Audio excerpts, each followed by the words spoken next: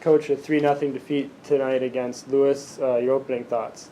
Obviously it's a little rough. I hate to end the season with a loss, but I told him it's cliche, but there's only one team that ends on a win. We didn't play well tonight. That was the disappointing part. Yesterday against Findlay was a battle and emotional, and I think it drained our tanks. We didn't have anything really going. Our serve receive was off, so we couldn't really get our offense going. Our serving wasn't as aggressive, and Lewis played like one of the top 25 teams in the country, and they played fantastic and just kept us rattled, and they were transitioning well, and so credit to them. I thought they played really well, and it just wasn't our night today. It seemed like you struggled particularly in the second set. Is there anything different that happened in that set, or similar to the rest of the match? Similar.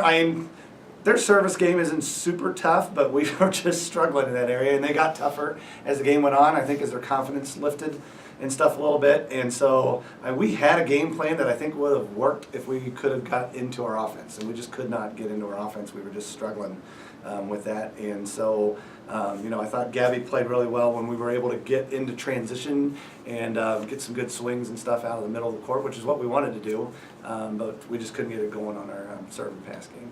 Gabby, you led your team tonight with 9 kills. Could you talk a bit about your play? Yeah, my goal was just to be up in transition, just to hit hard cross-court seams and notice the block. Your season ended a little earlier than you would have liked, I'm sure. Was it a good experience? Talk about that a bit. Oh yeah, it was like one of the best.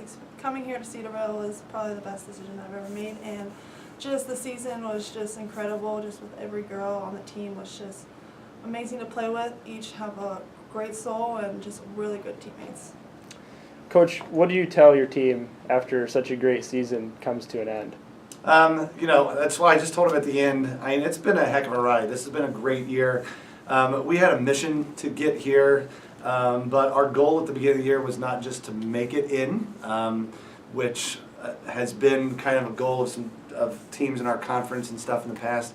We wanted to make some noise when we got here. We didn't want to just be satisfied with an 8 seed and all that kind of stuff, so we were glad that we were the 7, and then we wanted to do something when we got here. And so we worked incredibly hard the last week and a half to prepare for Findlay, did that, and the biggest reason was because this is new for us, it's a new platform for us, and our team is all about sharing the gospel of Jesus Christ, and we wanted to get here so that we could expand that missions field for the purpose of our program and just to represent him well. And yesterday, that was a God thing, just getting through that match and getting that win. All credit due to him. And so we accomplished all of that. And so it's been a really nice year. And I think this gives us something to build on going forward. Our conference is expanding next year with 5 teams out of the GLIAC coming in. And I think, Findlay and Hillsdale and Lake Erie had a great year, all coming in. So trying to establish ourselves. We've been one of the top teams in the conference the last several years, but we want to continue to be that. Just because these GLIAC teams are coming in doesn't mean we're just going to give up that